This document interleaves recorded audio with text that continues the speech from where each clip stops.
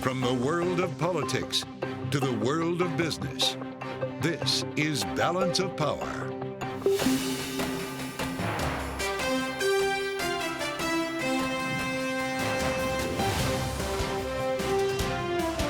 Live from Washington, D.C. From Bloomberg's Washington, D.C. studios to our TV audiences worldwide, welcome to Balance of Power. Alongside Anne-Marie Hordern, I'm Joe Matthew. Speaker McCarthy calls our national debt a ticking time bomb. Speaking at the New York Stock Exchange, he pledged to take action. A no-strings-attached debt limit increase will not pass. So here's our plan. In the coming weeks, the House will vote on a bill to lift the debt ceiling into the next year. But what kind of arrangement can House Republicans make with Democrats? We'll discuss with our reporters on the panel. Plus, the House Judiciary Committee hits the road to New York City to talk crime today. Democrats say it's just politics. Don't be fooled. This is not a serious exercise. This is a political stunt. This hearing is being called for one reason and one reason only: to protect Donald Trump. And the $1.6 billion lawsuit filed by Dominion Voting Systems against Fox News is set to go to trial tomorrow after being delayed a day by the judge. Can they settle? We'll ask a legal expert. Joe, happy Monday. Another very busy weekend, a very busy day. All the focus has really shifted. That's right. Almost once again from Washington to New York City. Center of gravity back to lower Manhattan. You were just there when Donald Trump was arraigned, of course. This time it was Speaker Kevin McCarthy at the New York Stock Exchange in a bit of a split screen today. Jim Jordan, of course, chairs the House Judiciary Committee, holding a field hearing on what they called violent crime in New York, even though the statistics don't seem to reinforce that. Yeah, statistics show that actually there's violent crime in a number of other cities as well across America. But this, as you mentioned to me earlier, really had one audience in mind. Alvin Bragg, the Manhattan DA, who is not a big fan of Jim Jordan. They came to his backyard to make a statement. And now the House Republicans are back, and that is as Speaker McCarthy has a big mission ahead of him. And he took his debt ceiling plan, as Joe said, directly to Wall Street this morning. Without exaggeration, American debt is a ticking time bomb that will detonate unless we take serious, responsible action. Yet, how has President Biden reacted to this issue? He has done nothing. So in my view, I think in the rest of America, that's irresponsible. And as he continues to point the finger at the White House, McCarthy says Biden refuses to engage. Defaulting on our debt is not an option. A no-strings-attached debt limit increase will not pass. The White House Unfortunately, I have not heard from the White House since our very first meeting. Mr. President, with all due respect, enough is enough. But the White House insists in their response that the responsibility lies on McCarthy's shoulders. Here's what Biden said over the weekend. Of course I'll speak to him. Show me his budget. That old expression, show me your budget. You know, we agreed early on. I'd lay down a budget, which I did on March 9th, and he'd lay down a budget.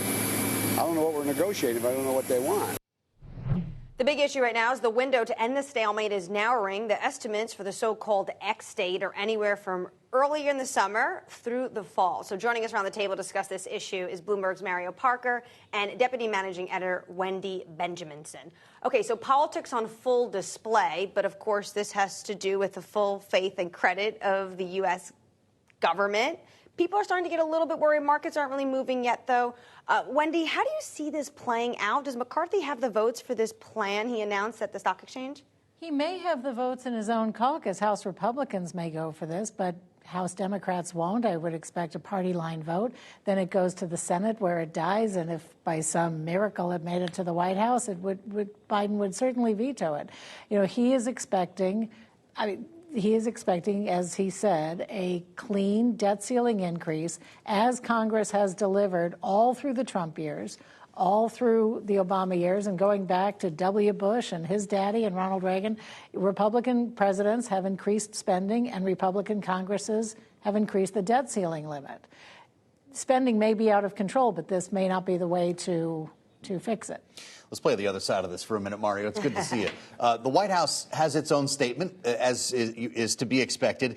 They refer to dangerous economic hostage-taking that threatens hardworking Americans' jobs, and they point to none other than Donald Trump and quote him with a link. I can't imagine anybody ever thinking of using the debt ceiling as a negotiating wedge, he said back in 2019. Now, Joe Biden and everyone expected Kevin McCarthy to have a budget by now. He promised one. It was due today. Would it not have behooved the speaker to show up with one when he calls the attention of Wall Street? Yeah, in this chess match, as you mentioned, Joe, one thing that did stand out to me was the fact that we're at the point where the White House is sending out quotes from Donald Trump. How about that? Right? There's no love lost between those two. Yeah. And the fact that they're doing that. Right now, they feel like they have the upper hand in this chess match, right? To Wendy's point, Kevin McCarthy, he may be able to hold his caucus together, but he didn't necessarily start off on the right foot, if everyone remembers all of those votes back in January, 9-seat majority as well. And so by not presenting a budget so far, he allows the White House to continue to say, I don't know what they want. They haven't put forth anything yet. But if he does get this plan, this bill, through at least his Republicans, he then can go to the White House and say, we are not joking. We will only have the votes if there is spending cuts, correct? Like, this is his strategy, because the White House seems to want to divide and conquer. And I think that's what you're saying, right? Based off of our reporting from the New York Stock Exchange today, right? Just speaking with some of the traders where they mentioned, hey, this is political posturing. When we get to the point where paper is actually exchanged, I think that's where the rubber starts meeting the road here, and we start seeing markets start to react. Wendy, what happened to regular order? That was part of the promise. That was part of the promise by Kevin McCarthy and the whole point of this new Republican majority in the House. I realize it's a narrow one, but the entire foundation was we're going to go back to the way it hasn't been done this way in 20 years. 12 appropriations bills, transparency. We'll do this in the public eye. He's actually asking Joe Biden to cut a deal, isn't he? He is asking Joe Biden to cut a deal, and Joe Biden can see what's happening and isn't willing to do it. Biden seems to think that he has the political capital to hold out on this. And what happened to regular order? Kevin McCarthy became Speaker by empowering the Right-Wing Freedom Caucus. And they are using the power granted to them by the new Speaker to make trouble for him. And he also joked about that today. He said, I'm sure you all saw the 15 rounds. Right. It was Right at the top of the speech. It was great reality TV, wasn't Right. it? But is Biden wrong to not have another conversation with him? McCarthy mentioned today it's been 75 days since they last spoke. It has been a long time since the two of them spoke, and Biden does seem a little disengaged from it. I'm not really sure what the strategy is there, except that he's holding out for a budget that has nothing to do with the debt ceiling bill. And it was due today. McCarthy didn't turn in his homework in time. And, they are now left at more of a standoff than ever. We had another major event in Lower Manhattan today, Mario. I don't know how you deployed this many reporters in New York. We're supposed to be the Washington Bureau. But, of course, the field hearing that the House Judiciary Committee held in Manhattan, Jim Jordan, the chair, went all the way up there to do this in Alvin Bragg's backyard. The DA from Manhattan, of course, helped to indict or did indict Donald Trump. And not everybody was too happy about it. Listen to Mayor Eric Adams with regard to crime in New York City and the purpose of this hearing.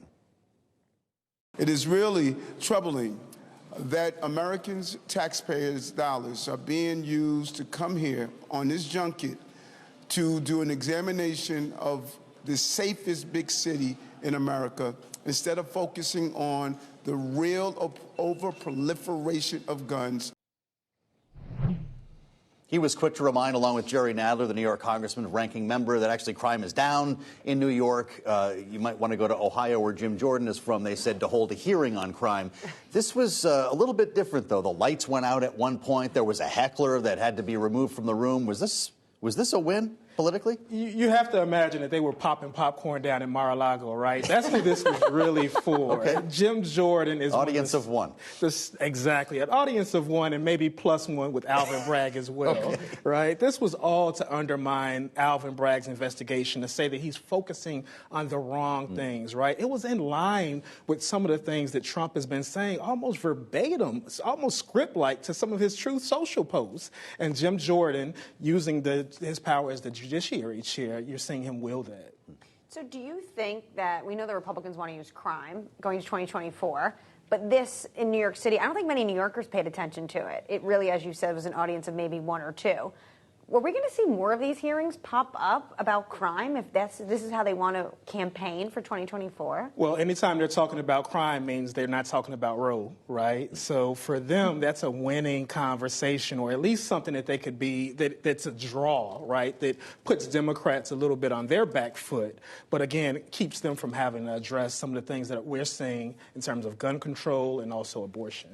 Right, it's an easy way, similar with the debt ceiling, to really change course there. Our thanks to Bloomberg's Mario Parker and Deputy Managing Editor Wendy Benjaminson for joining us this Monday. Coming at the program, developments in the defamation lawsuit filed against Fox News by Dominion Voting Systems. We'll have all the details next on Balance of Power. This is Bloomberg.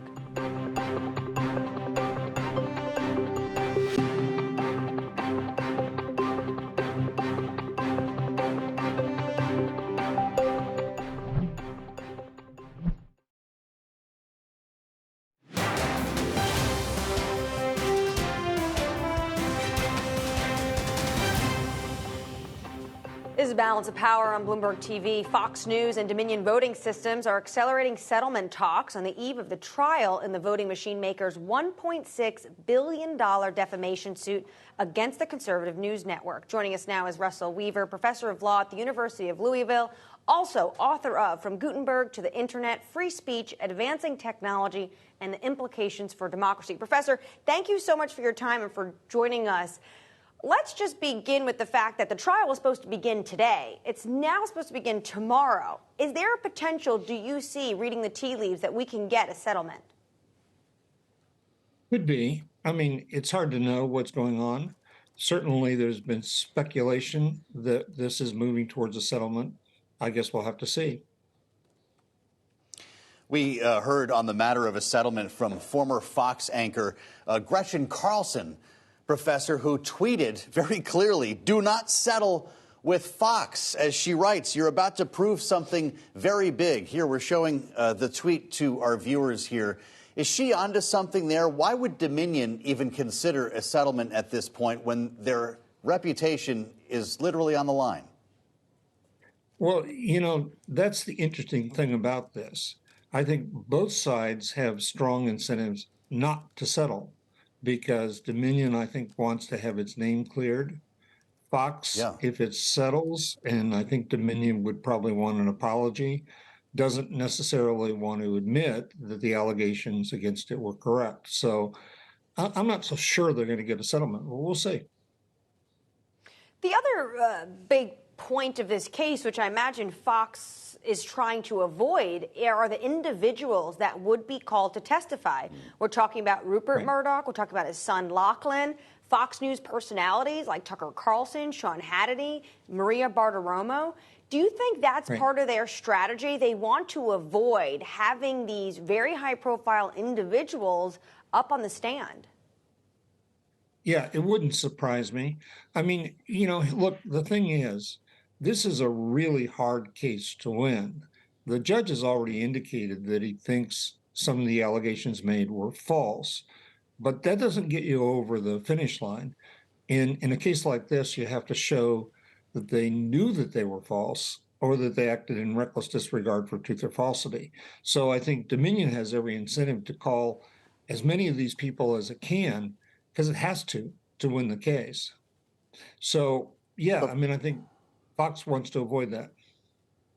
Didn't they actually, do they not have the evidence to make that point, Professor? We've seen the texts from all of the people Anne-Marie just mentioned, and then some, Laura Ingraham and others, Tucker Carlson, making it clear in texts that they knew that they were not telling the truth, that Donald Trump did not win the election.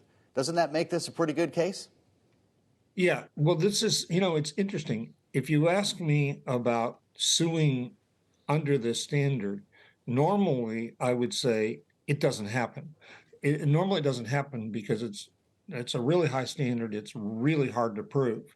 Now, in this case, we've got a lot of evidence, so it actually might be one of the few cases where under this standard it can happen that you'll prevail.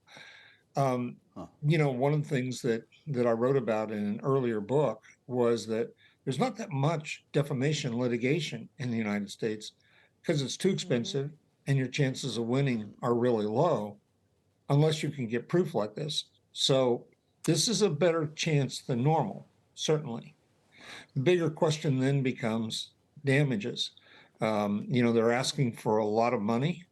Whether you can get a lot of money is unclear.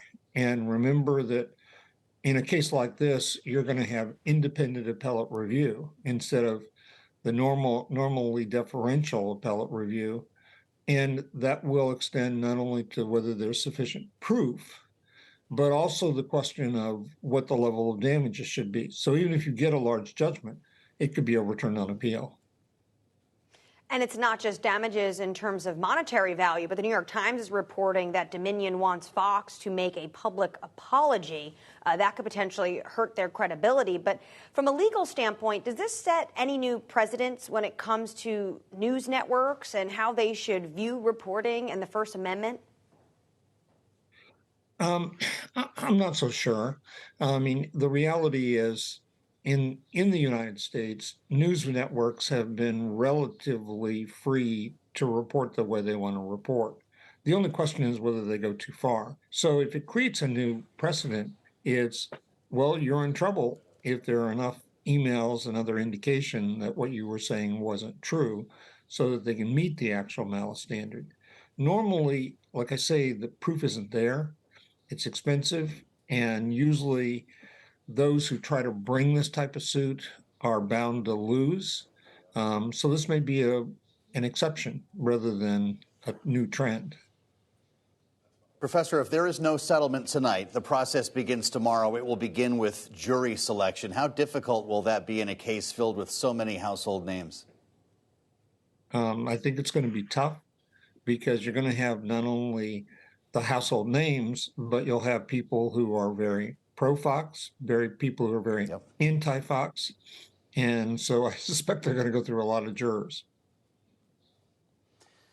Many thanks, Professor, for the time. Russell Weaver, professor of law at the University of Louisville. Just imagine if there is no settlement tonight. This is not going to come easily for either side. But Dominion, if they do in fact reject a settlement, running the risk of losing this case could be very problematic for them moving forward. Huge. Also, there's potentially other lawsuits against Fox News from another voting machines company as well. So in that case, maybe they're waiting to see exactly how Dominion takes this forward. But it's a great question because so much is up in the air. But you have to think Fox's legal team does not want their people of course not. It'll be out heavily on the covered, stand. Right, before they're going on TV on that same day. But we've got the texts, Anne-Marie. If it were not for the texts, we may have a settlement already. Which is why a lot of people want to see this actually go to trial. Absolutely. A lot more ahead. Coming up, big week for banks. Will their earnings suggest the crisis is over? Or will more government intervention be needed? We'll discuss that next. This is Balance of Power on Bloomberg TV.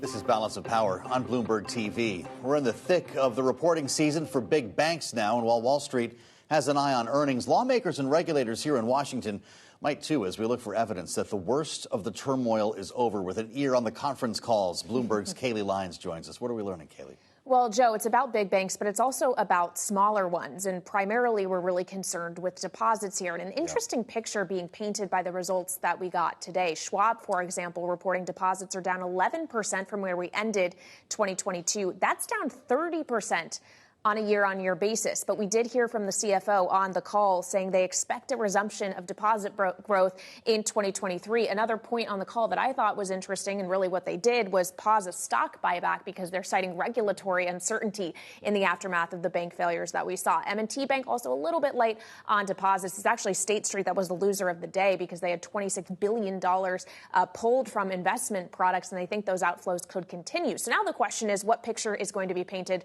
in the coming days when we We get a lot more results from the big guys like Goldman and Morgan Stanley, Bank of America, but some of those regionals as well, the likes of First Republic on deck next week, and PacWest, some of these lenders where we really are concerned about deposit flight. What is so interesting is in the data that we got on Friday, we are starting to see the deposit inflows coming back. Deposits were down 22% at U.S. banks in March, but in the most recent data, the data through April 5th, we did start to see an uptick. They climbed about $61 billion in total, and at small banks, they rose by the most this year. You are also starting to see more stability on the borrowing from the Federal Reserve side, because remember, because of the liquidity challenges, a lot of banks had to go tap the Fed. Those borrowings actually did drop for a fourth week in a row as well. Well, we were talking about the discount window reaching $153 billion at one point at the height of the crisis last month. That now dropped to about $67.6 billion. So it all paints a picture of calmer waters. Now the question here in Washington means, or it kind of is, does that mean you don't have to do anything? No further regulation or measures need to be taken. So where do the banks stand right now on the big debate that was at the IMF, which is whether or not we are seeing contraction in credit?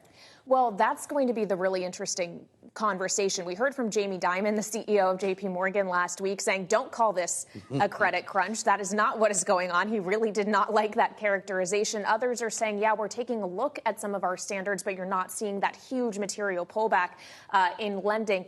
As we get those regional guys, though, I think that's when you're going to get a lot more color on that, and that is maybe when it becomes a little bit more problematic for Washington, if you're really starting to see access to lending being cut off in the U.S. economy. But right now, when we're talking about the debt ceiling, some of these judicial questions, all of the other issues that have the attention of lawmakers at the moment, it really does feel like this whole banks conversation has been put on the back burner. We still have a lot to learn, though. It sounds to me like we heard from the big banks last week.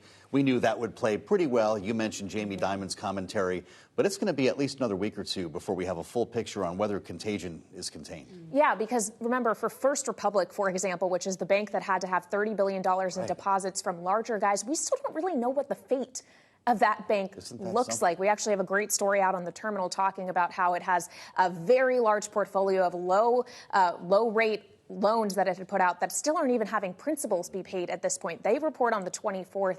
That bank in particular is definitely going to be one to watch because we really don't know ultimately how its issues are going to get resolved.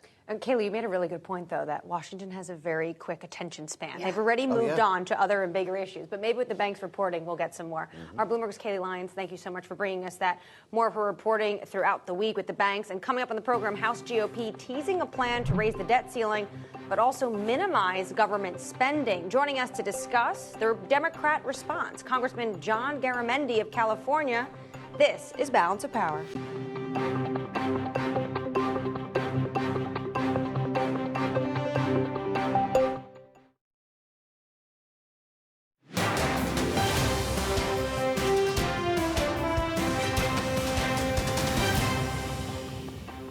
This is Balance of Power on Bloomberg TV. House Speaker Kevin McCarthy taking his message to Wall Street today, saying the House will vote on whether to raise the debt ceiling in the coming weeks. Here to discuss a number of issues with us, Democratic Congressman John Garamendi of California. It's great to see you, Congressman. We are going to be asking you about a couple of issues today, but I first want to start with breaking news from Bloomberg here that Taiwan will buy hundreds of anti-ship missiles from the U.S. As someone who was recently in Taiwan, and I know you met with President Tsai, what message are we trying to send to China? Well, the message is that Taiwan will be able to defend itself against the potential that China would invade the island to take over that democracy. Those anti-ship missiles are very effective. The Russians found that out in the Ukraine and the Black Sea. So, yes, they will have them, and that will give China a little pause as they consider, well, a military action, which we hope would never happen. You say it'll give China a bit of a pause, but over the weekend, the Washington Post and their latest reporting about the leaked classified document shows that Taiwan is highly vulnerable when it comes to an attack from China. Is that the sense you get and potentially the reason why we're going to see more contracts like this one? Well, clearly the United States, at the request of Taiwan, is rearming and increasing the armaments that Taiwan would need to defend itself. Now, if China wants to throw its entire weight into the fight, then it's going to be a very difficult situation. But clearly, the game here is to cause China to rethink a military action. And if they want to dominate Taiwan militarily, it will be a very expensive, very deadly situation. They could win. Russia thought that they could easily dominate Ukraine. That didn't happen because they did not calculate the desire of the Ukrainian people to not be dominated. And I think that China is going to find the same situation. In Ukraine, it was the Stinger missiles and the Javelin missiles that made the difference in the early days as Russia tried to take over Kyiv. And I believe that you're going to find with these weapons and others that are being delivered to Taiwan that, yeah, China could probably win in the end, but it's going to be a very difficult and expensive fight. And therefore, Speaker McCarthy talked about think through. the 6 assurances, Congressman, that President Reagan's 6 assurances when he was meeting with President Tsai in California a couple of weeks ago. This is consistent, right? One of those assurances was the right to sell arms to Taiwan. And for the benefit of our viewers, I bring this up because, you know, China would suggest that we're actually breaking some sort of agreement by doing this. This is consistent with what has been in place for decades, right? That is correct. The position of the United States really dates back to Nixon and what he did to open the door to China. And there were some modifications in the intervening early period, but it's been in place all these many, many years, and those are the 6 assurances. And also the ambiguity of the United States policy here. It is to support Taiwan, but ultimately it'll be a decision by the Taiwanese people, not by the Chinese Communist Party. Today we have G7 foreign ministers meeting in Japan. Secretary of State Antony Blinken was there, and a little bit of a show of unity. He was also alongside his French counterpart. What the U.S. is doing, do you feel undermined by the recent visit and subsequent comments from Emmanuel Macron, the president of France, about strategic autonomy on how they view China and Taiwan? Well, certainly. Macron's statement was very troublesome. Gave a lot of uplift and support to the Chinese position, and clearly not at all in line with our friends in the Western Pacific and most of our friends in Europe. Macron stepped into it. If he were at my cattle ranch, I would tell you exactly what he stepped into. But the reality is that his statement was difficult. I would use the word inappropriate. And I think certainly inconsistent with the view of the United States and our Western Pacific friends and allies. As a member of the Armed Services Committee, Congressman, what are your thoughts on the leak of Pentagon documents? We got an arrest last week, of course, a young man from Massachusetts, but a lot has been said. A lot of documents are floating out there online, and it's been suggested there are a lot more. Has this been contained? Well, certainly additional leaks, yes, certainly from that source.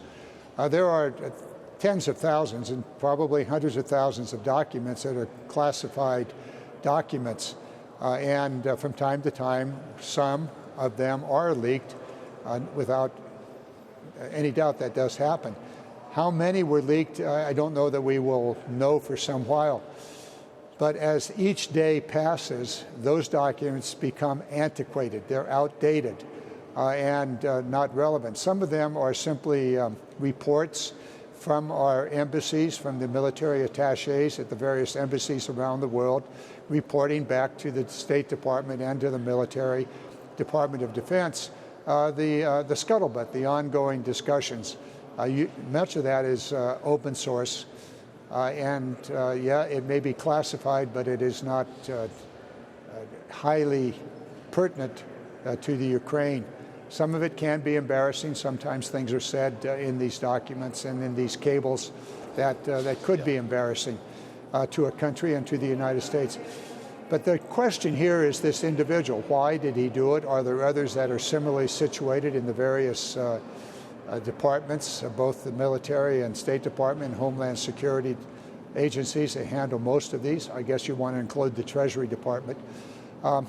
Why did he do it? Are there others? Also, there's a very, very serious question in my mind about the unit itself in which this low-ranking Air Force Reserve airman was working. Yep. What was going on in that agency? Why was this happening over a long period of time? Who in that command structure was paying attention? My guess is Congressman, nobody was paying attention.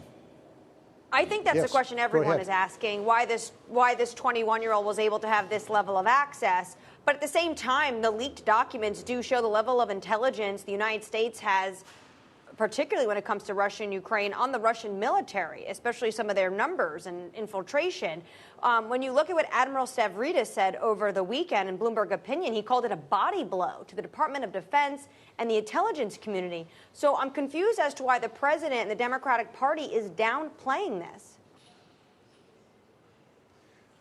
Because they know a whole lot more than a retired admiral about what is going on today. As I said a moment ago, many of these documents are already dated, and as each moment, each hour goes by, more and more of the documents are dated. In fact, perhaps the entire trove of documents are dated. The world has moved on. Macron was in China. Was that reported? What do our allies in the Pacific and in Europe think of that? Those military attaches and State Department are cabling back to the headquarters, Department of Defense, State Department, and so forth, the update. And some of those are classified documents. So the world has moved on. And is there anything in there that would change the overall strategy that Ukraine would deploy? Ukraine says no. Perhaps they did make changes as a result of the ongoing change of the Russian military in Ukraine. Yep. All of this is shifting ground. And so, yes, it is embarrassing. Yes, it is an ongoing problem. But my point here is the scene around the world, not just in Ukraine, changes moment to moment. And here we go forward. The underlying problem, and here's where the body blow is, that it happened at all. Okay. It happened with frankly, an obscure unit, obviously an important unit, but obscure, operating in Massachusetts, and with an airman that very, very low rank, gaining access. So the problem among the many is what's going on in the management of these classified documents by that unit, by the commanders, by the upper echelons of that unit, and others around the world. 102nd Intelligence Unit. Congressman, we're just about out of time. I just need to get something to you about the debt limit. We watched the speech today. I suspect you did as well, from Speaker McCarthy on Wall Street. Just quickly, do you want to see President Biden sit down with Speaker McCarthy, or do you think he should wait for a Republican budget to emerge? Well, certainly you never want to negotiate against yourself. The Republicans have not put together a budget, have not put together their view of the funding of government, all of it. They're using the debt limit to force the administration to negotiate against itself. The president and the Democrats have put forward, here's what we should do. First of all, the debt limit has nothing to do with tomorrow's appropriations, with expenditures tomorrow. These are yesterday's and indeed previous decades of spending and borrowing, and the limit is not about the future spending, it's about money that has been spent. And the Constitution is quite clear. The United States will honor its debt. So let's get on with it. And by the way, 3 times during the Trump administration, when the Republicans controlled the Congress, they just routinely approved debt limit increases to the tune of $7.8 trillion. And now with the Democrats in the White House, the debt limit comes up and they go, oh, no, we can't do this again. Well, come on, guys, you did it once.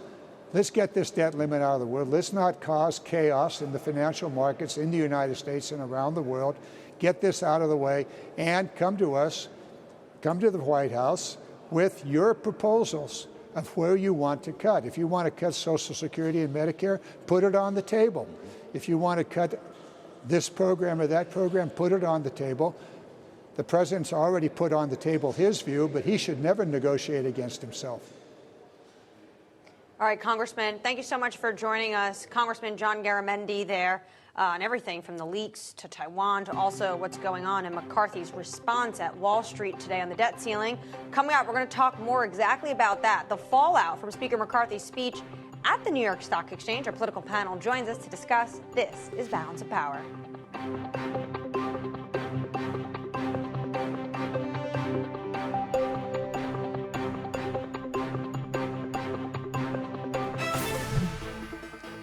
Keeping you up to date with news from around the world, here's the first word. I'm Natalia Knyzhevich. As U.S. lawmakers continue to seek answers about how the COVID-19 pandemic started, former Republican staffers are releasing details from their own independent investigations. Bloomberg News reviewed a more than 300-page report prepared at the request of former North Carolina Senator Richard Burr. The findings support the theory that COVID could have come from a lab accident in China during vaccine research efforts. A House subcommittee will hold hearings this week looking into the origins of the pandemic.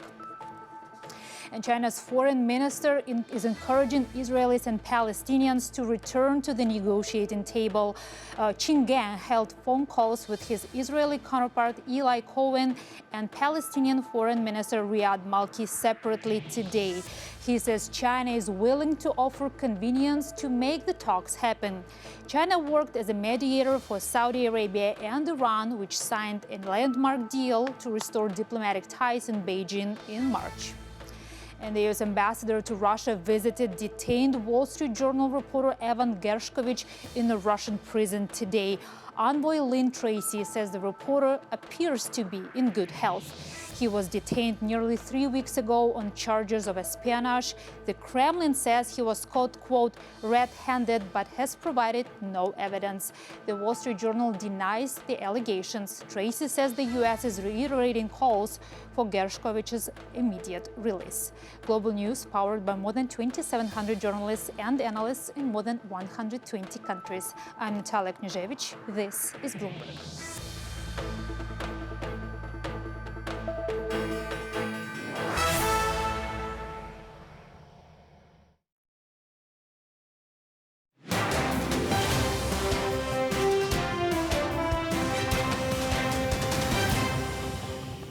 President Biden does not get to stick his fingers in his ears and refuse to listen, talk, or negotiate. And the American people know that. The White House needs to stop wasting time and start negotiating with the Speaker of the House. Senate Republican leader Mitch McConnell returning to the Hill today with comments on Biden and the debt ceiling, of course, as House Speaker Kevin McCarthy took his message on the debt ceiling to Wall Street. Joining us to discuss our political panel, Jeannie Shanzano, political science professor at Iona University, and Rick Davis, partner at Stone Court Capital. Rick, I thought Mitch McConnell's whole plan was to give it to Speaker McCarthy. I don't want to get involved in this. Well, that's what he said. The president needs to negotiate with the speaker. He doesn't want anything to do with this. He's weighing in, though, telling the White House. He's weighing in, saying the White House should negotiate. And honestly, I think that's just prudent, right? I mean, the White House and the speaker should be talking to one another. And the White House's position is we want to clean debt ceiling. The speaker's position is he wants all these bells and whistles on spending cuts. At some point in time, they have to talk to each other. And look, I get the president's position. The speaker's got a long road to hoe in his own caucus before he's got 218 votes for whatever position they take. And so, but it's a safe place for Speaker or Senator Mitch McConnell to take, which is it's up to the president and the speaker. I'll handle whatever they agree to on my side of the equation. All right, Jeannie. I don't know how much patience you have because we've been having the same conversation since the 1st of February when they met at the White House. Actually, nothing has changed since then except Joe Biden put up his budget. This was the day, I believe, Kevin McCarthy was supposed to have his ready. It's not. He went to Wall Street anyway. If you're Joe Biden, consistency here, you don't take the bait, right? You don't take the bait. You keep with the Jerry Maguire, show me the budget. That is all we are going to hear from the White House. Show me the budget. Don't expect us to come negotiate with nothing. You've got to have something. And, of course, I thought Kevin McCarthy said today he's going to show him something soon. But to Rick's point, how he gets to 218 with a caucus which includes many members who have never voted to raise the debt ceiling. And, of course, what we know from the proposal so far, they want to raise it until mid-2024 presidential election year in return for a whole host of Republican wish lists. And, of course, that wish list is going to include things that are going to be nitpicked by moderate Republicans, conservative Republicans, and he can't afford to lose 4. So, you know, to McCarthy's benefit, the reality is this thing's never going to see the light of day anyway, so maybe he says, you know, guys, just vote for it and, you know, ladies, move on. But, of course, they're going to have to put their name on a vote as they go up for an election. So it is a tough road to hoe, to Rick Davis's point, for Kevin McCarthy. Well, we're going to have a lot more on this ahead. The 2024 political landscape invoked next. It's ad season kicking off with a bang. Tell Ron DeSantis to keep his pudding fingers off our money. Oh, can somebody get this man a spoon? Yeah, bring the napkins. It's gross. Our political panel stays with us next. This is Balance of Power on Bloomberg TV.